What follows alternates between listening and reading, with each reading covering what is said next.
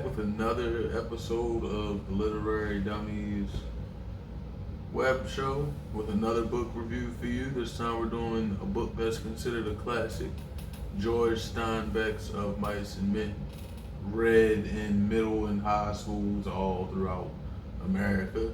I didn't read it. I'm certain I had it on a summer reading list and didn't care. And just like, oh, I'm not reading it. But I'd always heard about the line, the best laid plans of mice and men sometimes go awry. And I thought it was in this book. But it's actually a line from a Robert Burns poem. Can't think of the name of the poem. But Robert Burns is kind of like the Shakespeare of Scotland. And you know, like Andre 3000, I got some Scottish in my blood. So, yeah. How did you feel about Of Mice and Men? Very short read. I enjoyed the book a lot more than I thought I was going to enjoy it. A lot more than I thought. I enjoyed every part of the book. Didn't have any complaints about this at all, which is rare for me because I'm very nitpicky. But no complaints at all. It was very little characters. Looking like, 7 characters? That mattered, yeah. 7 that mattered, and all of them had a nice little part of the story. Each was unique. I enjoyed the whole book. Yeah. Of Mice and Men tends to be one of those books that people say if they read one book in school, it was this, and they liked it. And I immediately understood why. You're set in, 1930s California, and you're introduced to 2 characters, George and Lenny, who have like a brotherly relationship. They aren't brothers, but the way you would see them, you would think they were brothers, and they're out west by themselves, just pretty much moving from job to job, trying to make it. And Lenny, I would guess, has autism. Back in the 30s, it wasn't autism. They consistently consider him childlike. Mm-hmm. And in one of the first scenes that we see George and Lenny is playing with a dead mouse that he's had, that he had while it was alive, and he just pet it until it died. He didn't mean to do it. It's like letting you know this is the kind, he's a sweetheart that's just not considered all there mentally. Yeah, Lenny is built like Michael Clark Duncan. Yes, definitely like a white Michael Clark Duncan in The Green Mile. Yeah. So, pretty much. I feel like for this to be something that comes out in the 1930s is definitely symbolic of how, especially then, but even now, you can treat mentally disabled people like dogs. Almost literally like dogs. George and Lenny happen upon a new farm and find work, and because Lenny is big, strong, he can pretty much do anything on the farm. George speaks for him all the time. So they're out, they're looking for work, they find work, and once they find work, you start to realize that things can go wrong for someone like Lenny real quick. Yep, because he is slow, but he's actually very, very strong. So everything he touches, he just messes up if it's not work. George says it several times in the book. If it's not work, then don't do it. Or come talk to me about it first. Or he tells him not to talk at all. Several times. Because even when he talks, he can mess something up. And you'll see the few times in the book where he does talk, he gives away too much information, or he says something that people consider stupid. Yeah, but one thing I feel like Steinbeck wanted to make Lenny look stupid, but Lenny really wasn't. Or not as dumb as you would think. No, he might not remember everything that happens to him, but he might remember everything you say to him. There's one part real specific early in the book where Lenny has upset George. And George, even when he gets upset with Lenny, he doesn't really overstep the boundary. He might threaten him, but he doesn't really get physical with him. So while he's mad at Lenny over the dead mouse, like, oh, you're carrying a dead mouse, it's annoying me. Lenny is like, oh, I'm in trouble. Oh, I done made you mad. you don't want to put up with me anymore, I'll go live in the mountains. I'll go live in the mountains and we won't tend the rabbits like I plan to. Like Lenny has this idea that one day he and George are gonna get a farm and it's gonna be Lenny's job to tend the rabbits because that's what his aunt let him do when he was a kid. But every time George gets mad at him, Lenny threatens to go live in the mountains, and it always works. And you can pretty much tell that like that's a nice way of Steinbeck being like emotionally, he gets a lot of these things. Like he understands that he can guilt George into saying what he wants to say if he says, "Well, I'll just leave you forever too." So time goes, they get their job. And you know, back then you get a job out on the farm, you live on the farm. So they living in the stable house, and you know, there's a few people there. There's Slim, and Slim is like the guy that everybody's cool with and respects. There's Candy. We can get the Candy in a second. Wait, no, Candy's the one with the old guy with the dog. Candy's the old guy with the dog. Candy is an old guy with the dog who's worked there for a while and got hurt at a point in time. Can't do anything. Yeah, he's really not worth anything, and his dog's not worth a damn either. There's who's the other guy? The guy that There's an owner's son. There's the owner's son who has a Napoleon complex. Yes. Like from the moment, like the first thing they say about him is he's one of those short people that's always mad. And they like the people that have been there, like y'all should keep Lenny away because he's just gonna find a reason to get mad at Lenny. George is consistently telling Lenny, yo, don't go around him because he's just gonna get mad and do everything in his power to force you to fight him. Crooks is the resident Negro on the farm. Yes, Crooks is the only black person in the book. He's a ranch hand, but he does everything that they tell him to do. Everything. But he's also the only person that has his own space because he's black. But he's also the only person that has his own space. So it's kind of like, and it ain't necessarily worse than everybody else's. It's not. space. It's a whole room. Yeah, but it's still his own. And there's another guy I've seen who does something real messed up, but not like he's just somebody that I could see a lot of people not liking as a kid because all he does is complain almost every time. I like that character because every time it's like, damn man, it's hot. Why we out here? So while they're living out here and working, like we said, Candy has a really old dog. Carlson is tired of this dog because he's like, yo, this dog is not only old as shit, but he stink. He can't do nothing for himself. He needs to kill him. He keeps saying this, and like for a while, Candy just ignoring him. Then somebody else on the farm had a dog that ended up having puppies, and he's like, well, I was gonna have to kill most of them anyway, so if you want one of my puppies, you can have one.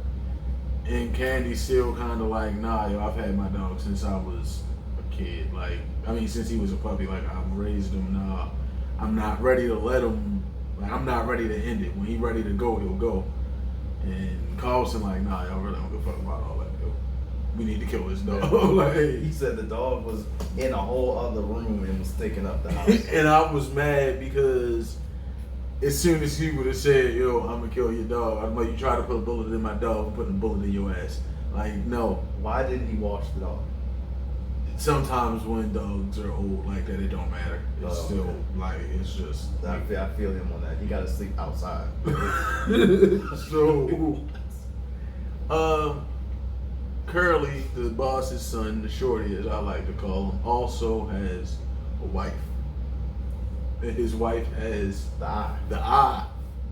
Now, when you're reading this initially, you know, going through the book, I'm thinking, so are they just calling this woman a hoe? Mm-hmm. And because it's 2020, I can't quite understand if just back then being a married woman and looking at another man meant they was gonna call you a hoe, or if she was really fucking everybody. Or that was what they were trying to portray, was that she would smash whoever, because you never got anything about her doing anything physical. You just heard about the eye. And looking at it, it's like, yo, they treat that woman so terrible, and she's on nothing but a phone with men. She really just wants some fucking company, but she got a midget. Ooh, sorry, didn't mean to use that. Little person Has a really, really short husband with a short temper who even like talks about beating her. Yep. And I think she just comes in there most of the time. They think it's weird because when he leaves, she comes in looking for him, and they think, oh, she's looking for us. But then he does the same thing. He'll come in looking for her. Yeah, it's just we just gonna judge women because it's only one of them in the book, pretty much. Yeah, that's all it is. Like, yo, let's just have all the men judge women because men ain't shit. You know what I mean? Hey, that's not all the way wrong. Yeah. And there was that one scene where Curly was looking for her and started a fight with Lenny. Yes. Yeah. That pretty much every time Curly sees Lenny, he tries to start a fight with Lenny. And eventually, George tells Lenny at first, like, don't fight him. And then George ends up telling him later, like, yo, at some point you're gonna have to stand up for yourself. I mean, Curly comes in to fuck with Lenny. And George defends him, Lenny defends himself, and in the process of defending himself, he breaks George's hand. His entire hand. He breaks Curly's hand. His whole hand. Just sends him to the hospital. So they're out at the hospital, and earlier in the day, or earlier in the story, Lenny, Candy, after Candy's dog is killed, Lenny, Candy, and George come up with a plan where it's like, yo, we're gonna save up some money and we're gonna move out of here. Candy has an extra $250 because he got hurt, and they need $600 all together to buy a farm. But they thinking they can talk the lady into it if they come with like $450. So, best laid plans. So we gonna work here for like a month. We'll get an extra $150. We gonna move out of here. Plan seemed like it should work. Candy end up getting one of the puppies. Lenny is getting to take care of the puppies because Lenny just wants to go live on the farm and tend to the rabbits. So Lenny's taking care of the puppies, and he has a few. He ends up having. He kills one, much in the same way that he kills the mouse in the beginning. He's just petting it, and they're still puppies, like couple weeks old type. They're saying don't even take them out the nest yet. Like just let them be around their mom. So he pets one until he kills it. Then he breaks a hand. So it's like he's really trying, like they're really pushing the gentle giant. He just doesn't know his own strength narrative. So after he breaks the hand, and one night everybody's gone except for the black character. So Lenny goes, hangs out with the black character for a while. You know, they have a nice little talk. Then everybody comes back. Everything's fine. Another night comes and Lenny ends up there by himself with the woman again, with the eye. And Lenny has this thing where when he likes something, if it be a dress, if it's anything, he'll just grab onto it and not want to let it go. It's gotten him in trouble with a woman before. He saw her, she had a really nice red dress, he grabs onto it, won't let her go. George got him up out of there from that. So, the woman with the eye, that's how we gonna refer to her, because that's pretty much how they talk to her.